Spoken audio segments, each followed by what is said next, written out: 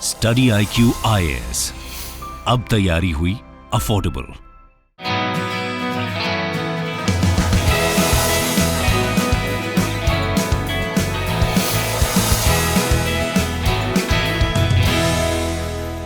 नमस्कार दोस्तों, स्वागत है आप सभी का स्टडी IQ में। मैं हूं आपका दोस्त राहुल सायगांवकर। आज हम लोग एक बहुत ही दिलचस्प विषय पे चर्चा करने वाले हैं। करंट अफेयर से जुड़ी हुई डिस्कशन होने वाली है। हम लोग चर्चा करने वाले हैं एनर्जी डिप्लोमेसी के बारे में, गैस बेस्ड डिप्लोमेसी के बारे में, या फिर एनर्जी और gas as a tool of diplomacy, इसके बारे में हम लोग समझने वाले हैं। देखिए, हम जानते हैं कि रशिया और यूक्रेन के बीच युद्ध चल रहा है। फरवरी 24, 2022 से ही ये मिलिट्री कॉन्फ्लिक्ट या फिर लड़ाई चले जा रही है। 130 दिन से भी ज़्यादा हो चुकी है। रिसेंटली रशिया ने एक विक्ट्री ज़रूर क्लेम की है, जहां पे रशियन प्रेसिडेंट ने बताया कि लुहांस्क रीजन पे रशिया ने कब्जा कर लिया है और अभी लड़ाई चल रही है डोनेट्स्क रीजन के लिए। ये हम लोग जानते हैं। लेकिन जब से ये लड़ाई शुरू हुई तब से फॉल्ट लाइंस ड्रॉ हो चुकी है। ग्लोबल वर्ल्ड ऑर्डर पे हम लोग बात करें, दो गुटों में बंट चुका है। एक तरफ है यूनाइटेड स्टेट्स और यूरोपियन यूनियन और उनके वेस्टर्न एलाइज जो यूक्रेन की तरफ से समर्थन दे रहे हैं। दूसरी तरफ है रशिया, उनके साथ हम कह सकते हैं मेजॉरिटेरली चाइना साथ में, और बाकी कंट्रीज आर न्यूट्रल। ये हम लोग बात कर चुके हैं पहले भी। अगर हम लोग बात करें कैसे रशिया कोशिश कर रहा है कि ये वेस्टर्न एलाइज की यूनिटी को ब्रेक करे, और इसके लिए they are continuously trying to use energy as a tool of diplomacy. हम जानते हैं कि रशिया के ऊपर बहुत हद तक निर्भर है यूरोपियन यूनियन, और यूरोपियन यूनियन में भी अगर हम लोग बात करें एक particular country Germany is highly dependent on Russia for gases. Energy के लिए बहुत ज़्यादा निर्भर है, हम लोग जानते हैं। और कहीं ना कहीं रशिया एनर्जी को एक डिप्लोमेसी का टूल करके इस्तेमाल कर रहा है to break the western unity, या फिर लिबरल ऑर्डर का यूनिटी ब्रेक करने की कोशिश कर रहा है। और उसी के चलते एक बहुत बड़ा स्टेप लिया है अभी हाल ही में। आप खबर देख सकते हो यहाँ पे, Europe on high alert as Russia has temporarily halted complete gas flow via a major pipeline. और ये मेजर पाइपलाइन कौन सी है? It is Nord Stream 1। तो आज हम लोग चर्चा करने वाले हैं नॉर्ड स्ट्रीम के बारे में। रशिया ने क्यों गैस सप्लाई को रोका है, इसके बारे में चर्चा करने वाले हैं। इनफैक्ट हम लोग पिछले कई महीनों से इस पर्टिकुलर टॉपिक को कवर करते हुए आ रहे हैं स्टडी IQ के ऊपर। मैंने आपको पहले भी बताया था कि Russia had stopped gas supply to Poland, Bulgaria. उसके बाद पिछले महीने हम लोगों ने देखा था कि रशिया ने 60% तक गैस सप्लाई कम की थी, लेकिन गैस बंद नहीं किया था टू जर्मनी। लेकिन जर्मनी हो गया, इटली हो गया, दूसरे कंट्रीज को गैस सप्लाई कम की थी, लेकिन अभी गैस सप्लाई बंद हो चुकी है। तो हम लोग समझेंगे गैस सप्लाई क्यों बंद हुई है, क्या रशिया इसको एक टूल के तौर पे इस्तेमाल कर रहा है, और आगे आने वाले समय में क्या हो सकता है, इसके बारे में हम लोग चर्चा करने वाले हैं। तो ये सारी इंफॉर्मेशन जानने के लिए आप मेरे साथ बने रहिए on Study IQ till the very and. चलिए चर्चा की शुरुआत करते हैं, लेकिन उससे पहले अगर आप यूपीएससी सिविल सर्विसेज की तैयारी कर रहे हैं तो you are at the right spot. आप जानते हैं कि स्टडी IQ का फाउंडेशन बैच, लाइव बैच शुरू हो चुका है 11 जुलाई से।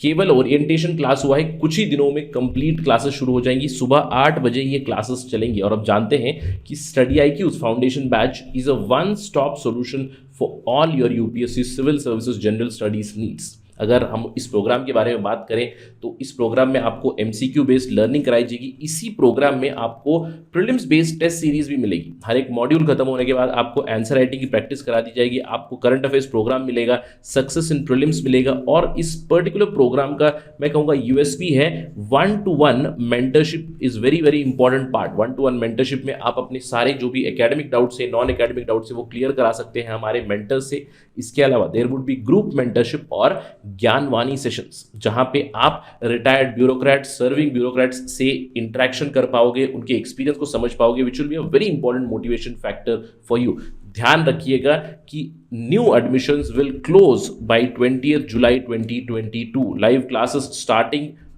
8 AM। केवल ओरिएंटेशन क्लास हुआ है, जल्द से जल्द यहाँ पे एनरोल कीजिए। आप जानते हैं कि स्टडी IQ का उद्देश्य है कि क्वालिटी एजुकेशन आप तक पहुंचाए एट अफोर्डेबल प्राइसेस। ये पूरा कोर्स आपको, जो भी मैंने आपको फीचर्स बताए, उसके अलावा प्रीलिम्स के टेस्ट सीरीज आपको इसमें आएगी। इसका एंटायर कॉस्ट होगा केवल 18,999। आपको बस ध्यान रखना है कि आपको फैकल्टी कोड इस्तेमाल करना है Rahul live when you check out for the course. For this price you will get the comprehensive package live foundation batch, जहां पे आपकी 10 महीने की कोचिंग होगी या फिर 10 महीने की गाइडेंस मिलेगी, 10 महीने का शेड्यूल बना हुआ है, 900 घंटों से भी ज़्यादा आपकी लाइव क्लासेस चलेगी। देर किस बात की है, enrol as soon as possible, just visit our website और download the app from Google Play Store, जहां पे आपको और भी ज़्यादा इंफॉर्मेशन मिलेगी।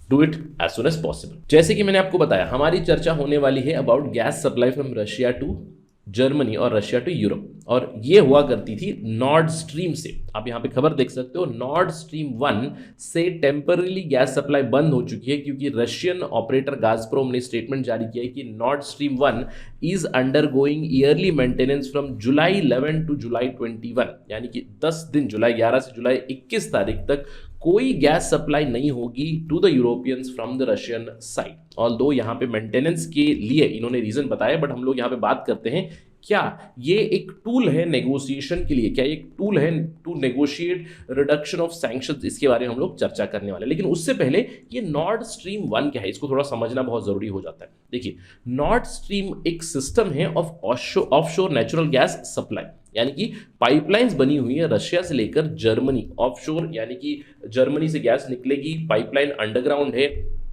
बाल्टिक सी को क्रॉस करता है और जर्मनी तक पहुंचता है, और जर्मनी से दूसरे यूरोपियन देशों तक गैस सप्लाई होता है। अब यहाँ पे 2 लाइंस जाती हैं, नॉर्ड स्ट्रीम की 2 लाइनें हैं। नॉर्ड स्ट्रीम 1, ये आप देख सकते हो, येलो लाइन ऊपर वाली नॉर्ड स्ट्रीम 1 लाइन है, ये नीचे वाली नॉर्ड स्ट्रीम 2 है। नॉर्ड स्ट्रीम 1 वाइबॉर्ग से लेकर पहुंचती है ग्रेसफाल्ड, यानी कि रशिया से जो गैस आता है, वाइबॉर्ग से गैस सेंड किया जाता है थ्रू द पाइपलाइन। आप देख सकते हो through the Baltic Sea, this is the Baltic Sea, Baltic Sea के अंडर से ये पाइपलाइन गुजरी है और ग्रेसफाल्ड जर्मनी तक यहाँ पे गैस पहुंचती है। दूसरी पाइपलाइन है नॉर्ड स्ट्रीम 2। अब नॉर्ड स्ट्रीम 1 की शुरुआत हुई थी 2011 में, नवंबर 2011 में ही ये ओपन हो गई थी। नॉर्ड स्ट्रीम 1 एक 1200 किलोमीटर से भी ज्यादा अंडर वाटर गैस पाइपलाइन है। मैंने आपको बताया वाइबॉर्ग से ये पहुंचती है ग्रेसवाल्ड टू लुब्मिन, एक जगह है Lubmin in Greifswald, north western Germany में, और सालाना Nord Stream 1 pipeline 55 billion cubic metre gas supply करती है to European Union. Predominantly Germany को सप्लाई करती तो ही जर्मनी से दूसरे कंट्रीज में भी जाती है।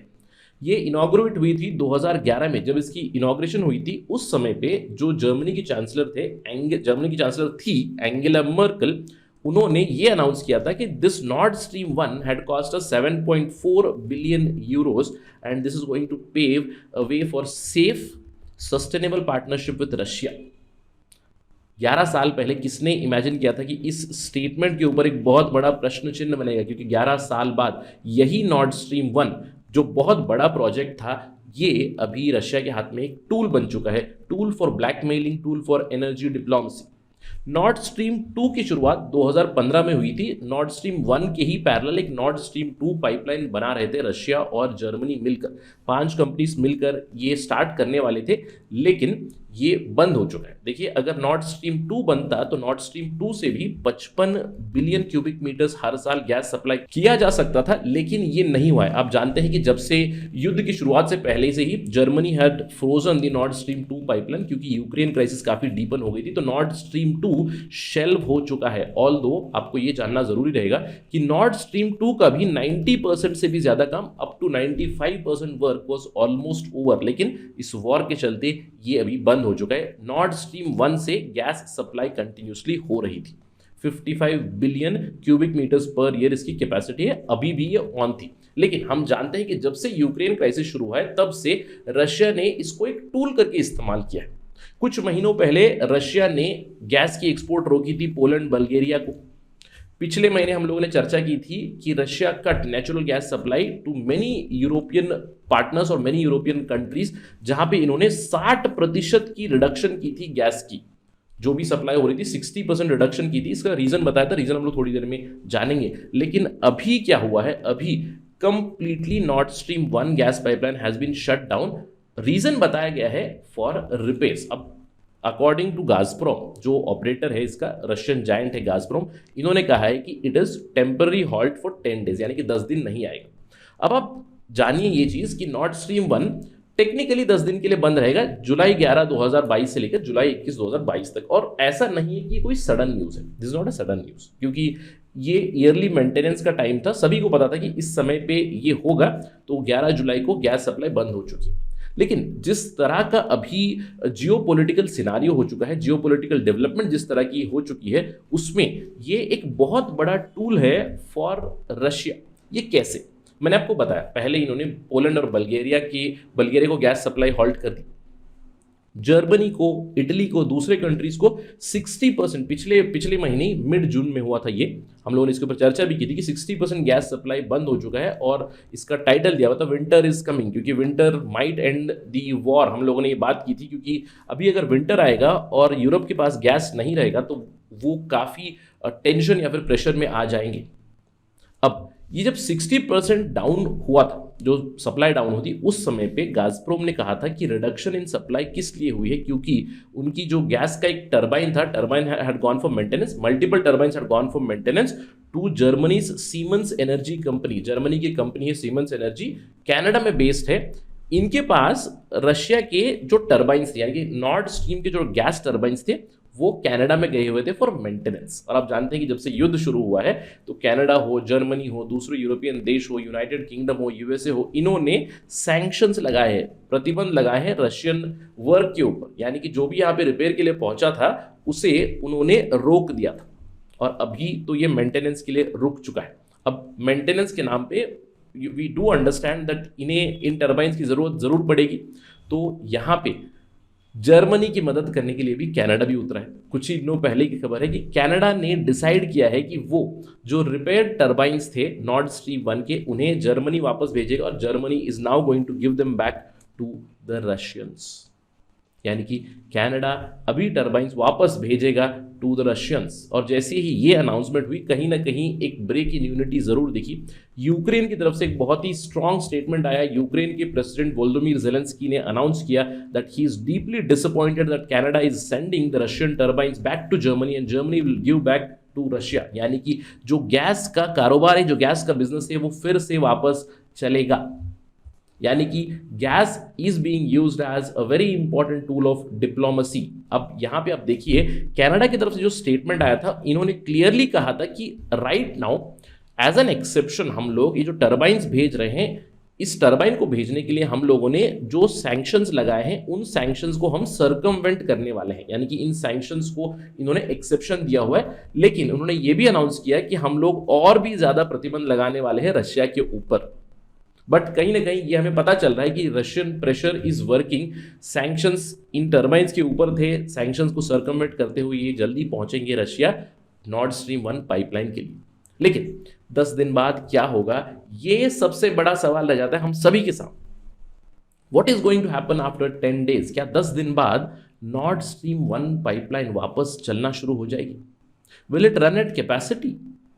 देखिए, इसका जवाब तो केवल रशियंस के पास ही है, या फिर समय हमें इसका जवाब दे देगा। लेकिन जर्मनी में, यूरोपियन यूनियन में इस डेवलपमेंट के प्रति काफ़ी जिटर्स आ चुके हैं, काफ़ी टेंशन में है पूरा यूरोपियन यूनियन। क्यों? क्योंकि अगर हम लोग देखें यहाँ पे, अभी फिलहाल मेंटेनेंस के लिए डाउन है, लेकिन यूरोपियन यूनियन में ये क्लियर कट एक मानना है कि Russia is using it for political reasons. जैसे कि आप यहाँ पे देख सकते हो, Klaus Müller, head of Germany's energy regulator, इन्होंने बताया कि जुलाई 11 तारीख को कंप्लीटली जीरो गैस आया जर्मनी को, स्टॉप हुआ एज एक्सपेक्टेड, क्योंकि मेंटेनेंस चल रहा था, ये हमें पता है। लेकिन what happens at the end of the maintenance, nobody knows. German energy minister Robert Habeck ने स्टेटमेंट दिया recently, it is very hard to say for us what will happen to Nord Stream 1, will it come back online, we do not know. In fact, पिछले ही महीने Robert Habeck ने एक और statement दिया था, जहां पे इन्होंने क्लियरली कहा था it will not be a surprise कि कोई छोटा सा टेक्निकल ग्लिच, टेक्निकल स्नैग या फिर कोई प्रॉब्लम आ जाए नॉर्ड स्ट्रीम में, जिसके चलते they can not turn it on any more. ये भी कह सकते हैं रशियंस। गैस एनालिस्ट है, गैस एनर्जी एक्सपर्ट है, उनका कहना है it is not impossible that Gazprom could use any delay, कोई भी डिले, कोई भी रीजन कह के ये शटडाउन का जो पीरियड है, जो अभी 10 दिन के लिए रुका है, शायद कहीं ना कहीं इसको ये लोग एक्सटेंड कर सकते हैं, citing some technical stack, some issue, जिसकी वजह से यूरोपियन यूनियन के ऊपर प्रेशर आया। यूरोपियन यूनियन में सबसे पावरफुल कंट्री है जर्मनी, उसके ऊपर प्रेशर आया, इसलिए कहीं ना कहीं ये शटडाउन जो हो चुका है ये एक्सटेंड हो भी सकता है।